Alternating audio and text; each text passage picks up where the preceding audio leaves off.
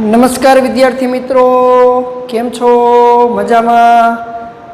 12th science physics chapter number 3 આપણું ચાલુ છે. ચેપ્ટર નંબર 3 ની અંદર લાસ્ટ લેક્ચરમાં આપણે ઉદાહરણ નંબર 5 જોયું. હવે આપણે ઉદાહરણ નંબર 6 ની ચર્ચા કરીએ.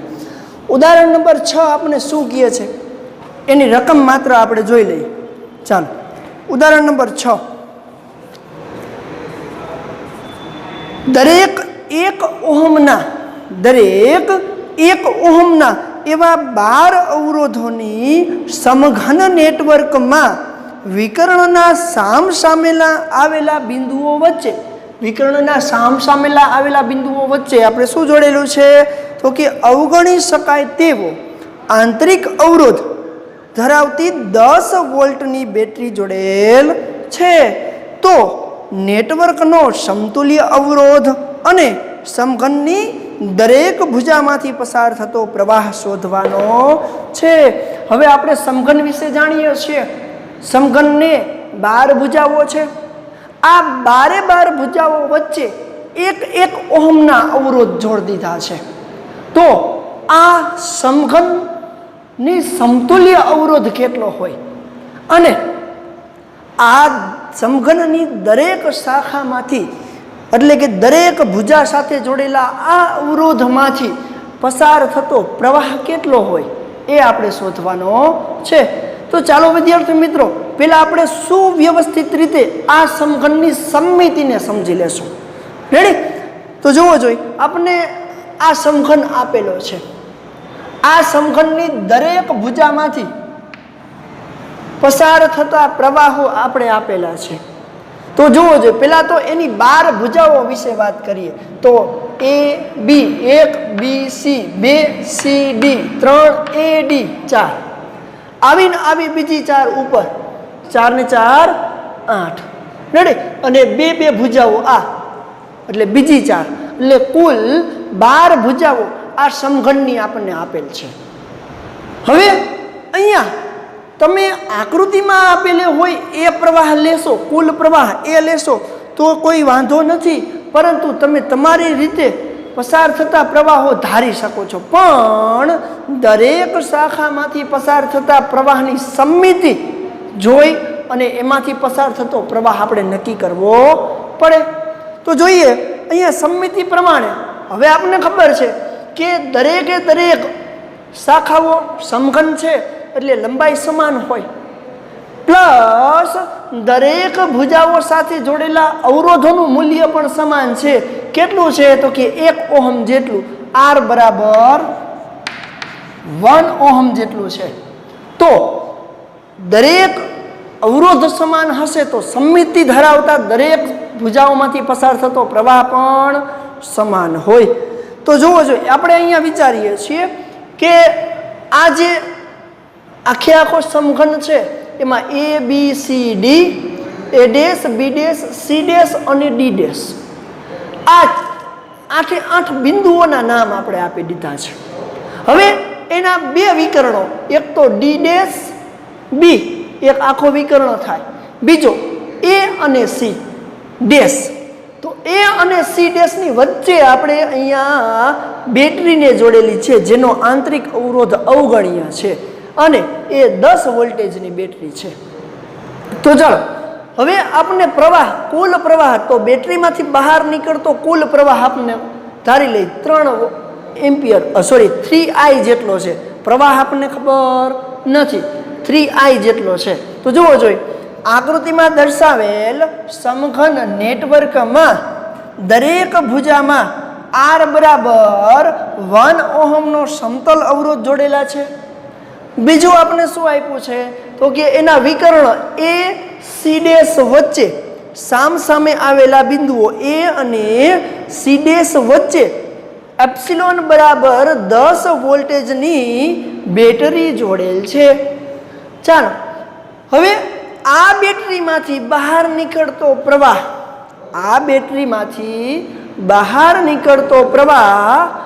શું થશે? તો કે 3I જેટલો છે એવું આપણે ધારી લીધું છે. તો જોવો જોઈએ, આ બેટરીમાંથી બહાર નીકળતો પ્રવાહ 3I છે. હવે જુઓ, આપણે આખી આકૃતિની સમમિતિ પહેલા સમજી લેશું.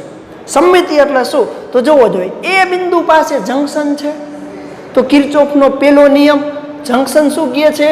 છૂટા પડતા પ્રવાહો. તો જોવો જોઈએ, એ બી, એ ડી અને એ ડેશ દરેકનો અવરોધ સમાન છે અને એક જ જંકશનમાંથી છૂટા પડે છે. તો 3I માંથી 3 શાખાઓ એટલે આમાંથી પણ I, આમાંથી પણ I અને ઉપર એ ડેશ માંથી પણ I જેટલો જ પ્રવાહ પસાર થશે. તો જોવો જોઈએ, આકૃતિની સમમિતિ પરથી એ dash, A dash, A D અને એ બી માંથી પસાર થતા પ્રવાહો I સમાન છે. રેડી. હવે જોવો જોઈએ, બી બિંદુ, ડી બિંદુ અને એ ડેશ બિંદુ, બી, ડી અને એ પણ દરેક બબે શાખાઓમાં વહેંચાય છે, દરેક બબે શાખાઓમાં વહેંચાય છે. તો A D dash, A dash D dash, A dash B dash, B માંથી અહીંયા પસાર થતો પ્રવાહ બી બી ડેશ, બી સી, અહીંયા વાત કરીએ તો D D dash, D C. તો જોવો જોઈએ, બી, ડી અને એ ડેશ દરેક બબે શાખાઓમાં વહેંચાય છે. તો એ કુલ પ્રવાહ I હતો, તો હવે બે શાખામાંથી I/2 જેટલો પ્રવાહ થઈ જશે, સમમિતિ પરથી કહી શકાય. તો જોવો જોઈએ, એ ડેશ, ડી અને બી પાસે બે શાખાઓમાંથી પસાર થાય છે, એટલા માટે દરેક શાખામાંથી પસાર થતો પ્રવાહ I/2, I/2, I/2, I/2 આ દિશામાં છે અહીંયા. તો આ પણ I/2, આ પણ I/2. રેડી. હવે જોવો જોઈએ, હવે ખાસ જોવા જેવી બાબત છે. જોવો જોઈએ, આ પ્રવાહની દિશા ઉપરની તરફ ડી ડેશ બિંદુએ મળે, આ પ્રવાહની દિશા પણ ઉપરની તરફ ડી ડેશ બિંદુએ. તો પાછો કુલ પ્રવાહ I/2 પ્લસ I/2 I થઈ ગયો. બીજું, આ A dash B dash I/2, B B dash I/2 B dash બિંદુએ મળે, પાછો કેટલો પ્રવાહ થઈ જાય? I જેટલો થઈ જાય, જે ઉપરની તરફ જશે. રેડી. ત્રીજું બિંદુ સી, પાછો I/2 પ્રવાહ અહીંયા મળશે, અહીંયાથી I/2 અહીંયા મળશે. તો સી બિંદુએ પાછો કુલ પ્રવાહ કેટલો થઈ જશે? I જેટલો થઈ જશે. હવે અગત્યનું બિંદુ સી ડેશ, તો I પ્રવાહ અહીંયા, I પ્રવાહ અહીંયા અને I ત્રીજો પ્રવાહ અહીંયા. સી ડેશ બિંદુએ ત્રણેય I પ્રવાહ પસાર ભેગા થાય છે, તો કુલ પ્રવાહ કેટલો? 3I જેટલો થઈ ગયો. તો જોવો જોઈએ, 3I જેટલો પ્રવાહ આપણે લીધો તો 3I જેટલો થઈ ગયો. તમે અહીંયા સમમિતિનો ઉપયોગ કરી અહીંયા કોઈ પણ પ્રવાહનું અહીંયા ધારી શકો છો. જો હું અહીંયા 6I લઉં તો અહીંયા 2I 2I 2I I/2 ની જગ્યાએ I થઈ જાય. રેડી. તમે અહીંયા I લ્યો તો અહીંયા I/3 I/3 I/3 થઈ જશે, કારણ કે 3 ભાગમાં વહેંચાય I નો પ્રવાહ. અને અહીંયા કેટલો થઈ જાય? I/6 I/6. તમે સમમિતિનો ઉપયોગ કરી અને કોઈ પણ પ્રવાહ ધારી શકો છો, પણ સમમિતિ આધારિત પ્રવાહની વહેંચણી એ જંકશનના નિયમ પ્રમાણે તમારે કરવી પડે. ચાલો, આટલું ક્લિયર છે. રેડી. હવે આપણે વાત કરીએ કિર્ચોફના બીજા નિયમની. તો તમે અહીંયા બે બંધગાળા, બે માંથી કોઈ પણ બંધગાળો તમે લઈ શકો છો. અહીંયા આપણે બંધગાળો લીધો છે એ B C C dash E એ, એ B C C dash E એ, એ B C C dash E એ. જો બીજો બંધગાળો તમારે લેવો હોય આનો સિવાયનો, તો પણ જવાબ તમને આ જ મળે. કયો લઈ શકાય? A dash, D dash, C dash E A. કારણ કે સમમિતિ પરથી બધાના પ્રવાહો સમાન, સમમિતિ પરથી અવરોધો કેવા છે? સમાન છે. તો અહીંયા આપણે શું લીધું છે કે બંધગાળો એ B C C dash E એ માટે કિર્ચોફનો બીજો નિયમ લાગુ પડાવીએ. તો ચાલો, એ થી બી તરફ જાઓ, I જેટલો પ્રવાહ, R જેટલો અવરોધ. તો શું થાય? પ્રવાહની દિશામાં જ તમારી મુસાફરીની દિશા હોય તો શું થાય? માઇનસ. રેડી. સ્થિતિમાન માઇનસ, તો માઇનસ IR. પછી બી થી સી તરફ જાઓ, બી થી સી તરફ જાઓ તો પ્રવાહની દિશામાં જ તમે જાઓ છો. પ્રવાહ કેટલો છે? I/2. અવરોધ તો દરેકનો સમાન છે, R જેટલો જ છે. પ્રવાહની દિશામાં જાઓ તો minus I/2 into R. Ready. પછી સી થી સી ડેશ તરફ જાઓ તો સી થી સી ડેશ તરફ જતા પ્રવાહ I છે, અવરોધ તો સમાન જ છે, માઇનસ IR. પછી સી ડેશથી ઈ તો જોવો જોઈ ઋણની અંદર તરફ જઈએ છીએ એટલે કે ઋણ ધ્રુવથી અંદર જાઓ તો ધન લેવાનું, ધન ધ્રુવથી અંદર જાય તો ઋણ લેવાનું, પણ અહીંયા બેટરીની ઋણ ધ્રુવની અંદર તરફ જાઓ છો તો પ્લસ એપ્સિલોન બરાબર 0. હજી એકવાર minus IR minus I/2R minus IR plus epsilon બરાબર 0. એપ્સિલોનને કરતા બનાવી દો, આ બધાને ઓ બાજુ લઈ જાઓ, માઇનસ IR પ્લસ 2IR ઓ બાજુ જાય એટલે ધન થઈ જશે પ્લસ I/2R. લસા લઉં તો શું મળશે? 2 દુ 4 ને 1 5 તો 5/2IR મળે. તો સમતુલ્ય EMF કેટલું છે? એપ્સિલોન બરાબર 5/2IR. આને હું સમીકરણ નંબર 1 આપી દઉં. ચાલો હવે હું એવું વિચારી લઉં કે ધારો કે આખા સમઘનની વચ્ચે એટલે કે A અને C ડેશ વચ્ચે આખો સમઘન આવી ગયો તો આખા સમઘનનો સમતુલ્ય અવરોધ R ઇક્વિવેલેન્ટ હોય અને તેમાંથી કુલ પસાર કેટલો થાય એ પ્રવાહ 3I. તો 3I × R ઇક્વિવેલેન્ટ બરાબર એપ્સિલોન જેટલું થાય. તો માટે 3I × R ઇક્વિવેલેન્ટ બરાબર એપ્સિલોન. અને સમીકરણ નંબર 2 આપી દો તો જો સમીકરણ 1 પણ એપ્સિલોનનું છે, સમીકરણ 2 પણ એપ્સિલોનનું છે, તો શું થાય? બંનેને સરખાવી દીધા તો સમીકરણ 1 અને સમીકરણ 2 પરથી ચાલો સમીકરણ 1 શું છે?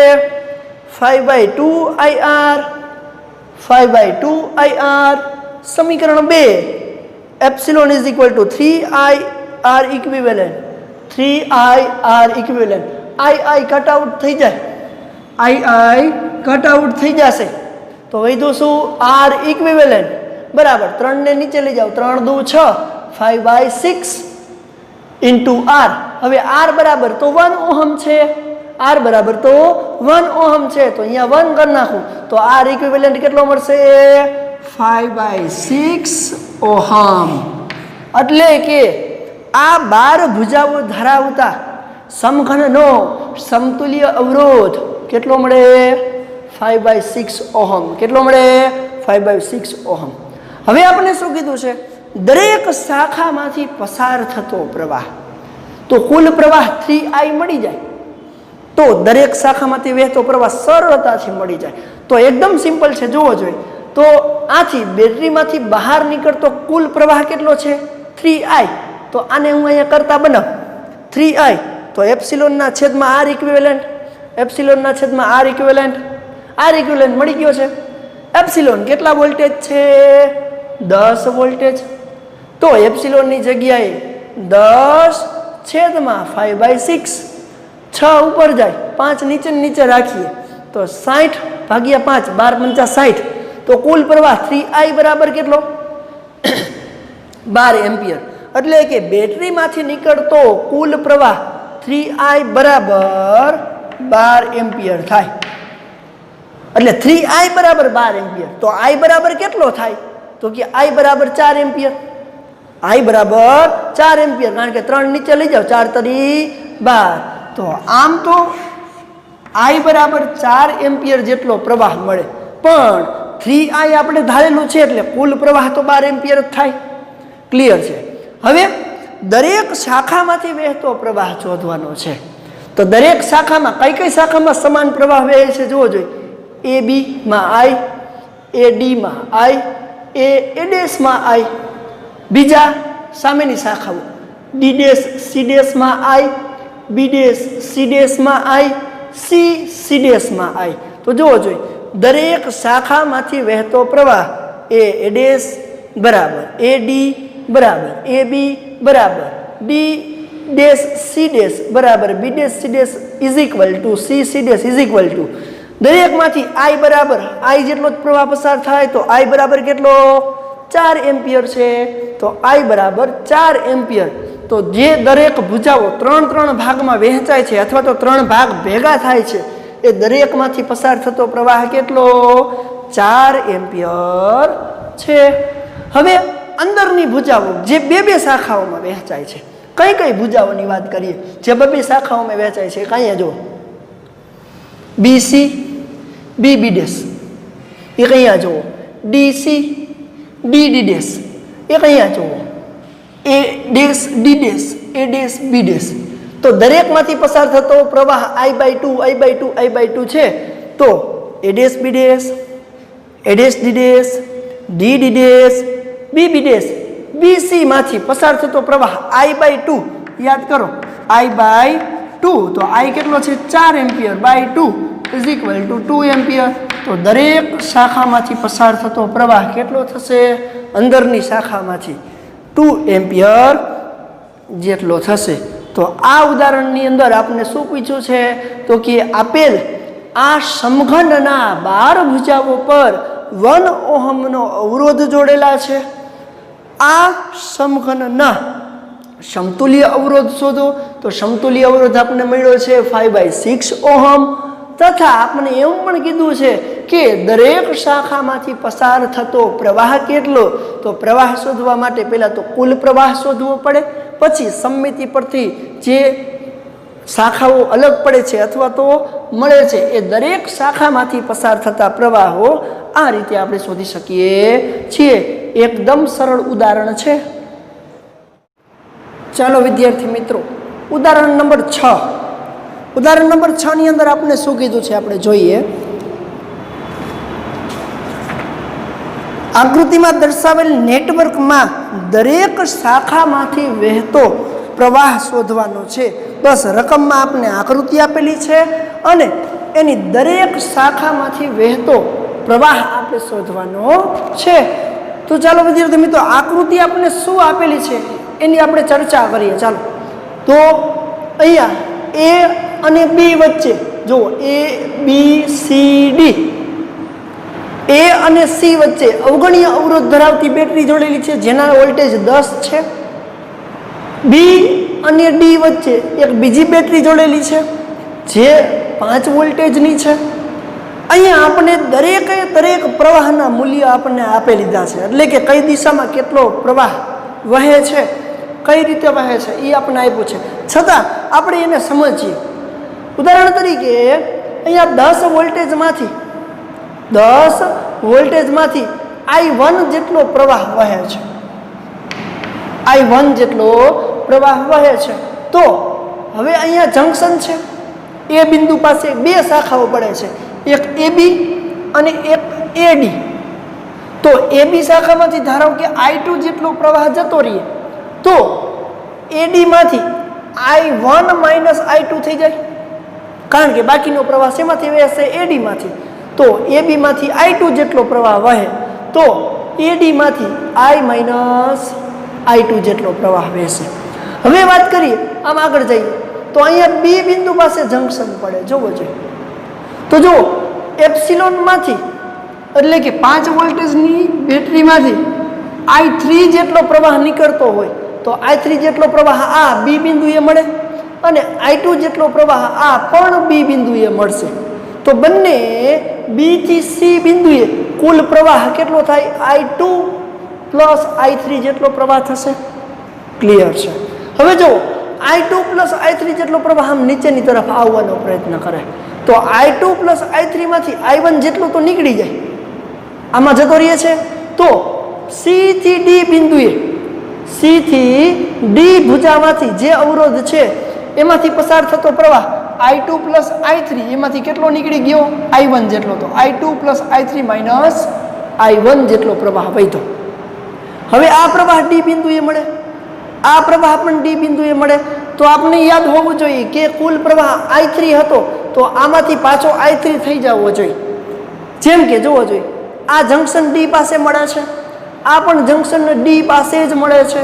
તો I1 minus I2 plus I2 plus I3 minus I1. તો જોવો I1 પ્લસ છે, આ માઇનસ છે, અહીંયા બે સરવાળો થાય એટલે ઉડી ગયા. આ માઇનસ છે, આ પ્લસ છે, ઉડી ગયા. તો વધ્યો શું? માત્ર ને માત્ર I3. તો પાછો I3 પ્રવાહ આપણને મળી જાય છે. હવે આપણને આમાં પૂછ્યું છે કે દરેક શાખામાંથી પસાર થતો પ્રવાહ શોધવાનો છે. એકદમ સરળ છે, માત્ર ને માત્ર સંજ્ઞા પદ્ધતિ, કિંમતો, આ બધાનું જ ધ્યાન રાખવાનું છે. તો ચાલો આપણે જોઈએ. ત્રણ બંધગાળાઓ આપણે લેવાના છે. તો આપણે અત્યારે આપ્યું શું છે એની ચર્ચા કરી કે આકૃતિમાં દર્શાવ્યા પ્રમાણે પરિપથમાં એસી એટલે કે આ અને બીડી એટલે કે આ એની વચ્ચે 10 વોલ્ટેજ અને 5 વોલ્ટેજની અવગણ્ય અવરોધ ધરાવતી બે બેટરીઓ જોડેલી છે. હવે દરેક શાખામાંથી વહેતો પ્રવાહ પણ આપણે દર્શાવી દીધો છે. તો હું પહેલો બંધગાળો લઉં છું. બંધગાળો એ ડી સી એ આ નાનો નીચેનો ત્રિકોણ એ ડી સી એ. તો ચાલો એ થી ડી તરફ પ્રવાહની દિશામાં જ જાઉં છું અને ત્યાં અવરોધ 4 ઓહમ છે. કેટલો છે? 4 ઓહમ છે. તો પ્રવાહની દિશામાં જ એટલે આ વિદ્યુત સ્થિતિમાન આનું કેવું હોય? ઋણ મળશે. તો માઇનસ કૌંસમાં I1 માઇનસ I2 R એટલે 4 ઓહમ. રેડી? એટલે કે V is equal two IR પ્રમાણે I ઇન્ટુ R. I એટલે I1 માઇનસ I2, R એટલે 4 ઓહમ. પણ કેવું? ઋણ. Minus I1 minus I2 4 ohm. D થી સી બિંદુએ પ્રવાહની વિરુદ્ધ દિશામાં જાઉં છું તો ધન જ રહેશે. Plus I2 plus I3 minus I1 અવરોધ કેટલો છે? 2 ઓહમ. રેડી? પછી સી થી ડી એ બિંદુએ જાઓ તો 1 જેટલો ઓહમનો અવરોધ અને પ્રવાહની દિશામાં જ જાઓ તો માઇનસ I1 ઇન્ટુ 1 લખો કે ન લખો કાંઈ ફેર પડશે નહીં. ઋણથી અંદર જાવ છો એટલે પ્લસ 10 વોલ્ટેજ બરાબર 0. ચાલો બધા સરવાળા બાદબાકી કરીએ તો 4 આને ગુણો તો minus 4 I1 minus minus plus 4 I2 2 I2 plus 2 I3 minus 2 I1 minus I1 plus 10 બરાબર 0. ચાલો I1 ના સરવાળા કરો, I2 ના સરવાળા બાદબાકી કરો તો 4 I1 માઇનસ 2 I1 એટલે માઇનસ 6 I1 માઇનસ I1 એટલે માઇનસ 7 I1. રેડી? ચાલો 4 I2 પ્લસ 2 I2 એટલે 6 I2 પ્લસ 2 I3 પ્લસ 10 બરાબર 0. ચાલો 10 ને ઓલ બાજુ લઈ જાઓ માઇનસ 10 થઈ જશે. ક્લિયર છે? હવે જો માઇનસ નિશાની આમાંથી બધામાંથી કોમન કાઢીને 10 ઓલ બાજુ ગયા પ્લસ થઈ ગયા.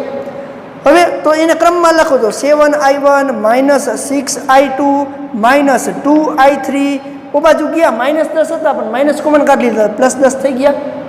આને સમીકરણ નંબર 1 આપી દે. રેડી? એટલે પ્રથમ બંધગાળાનું આ સમીકરણ 7 I1 minus 6 I2 minus 2 I3 બરાબર 10. રેડી? આ સમીકરણ 1. બીજો બંધગાળો લઉં છું. બીજો બંધગાળો છે એ બી સી એ ઉપરનો ત્રિકોણ. રેડી? તો બંધગાળો એ બી સી એ માટે કિર્ચોફનો નિયમ વાપરો. એ થી બી તરફ પ્રવાહની દિશામાં જ જાઓ. પ્રવાહ કેટલો? I2 અવરોધ કેટલો? 4. તો minus I2 into 4 minus I2 into 4. બી થી સી તરફ જાઓ પ્રવાહની દિશામાં જ જાઓ છો તો માઇનસ કૌંસમાં I2 plus I3 into 2 minus કૌંસમાં I2 પ્લસ I3 ઇન્ટુ 2. પછી બી થી સી તરફ માઇનસ I1 એ તો છે જ અને પ્લસ 10 બરાબર 0. ચાલો શું થશે? Minus 4 I2 minus 2 I2 minus 2 I3 minus I1 is equal two minus 10.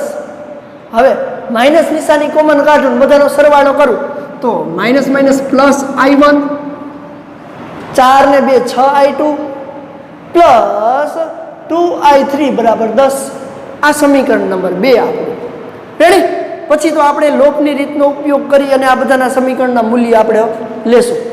ત્રીજો અને મોટો બંધગાળો જોવો જોઈએ. કયો?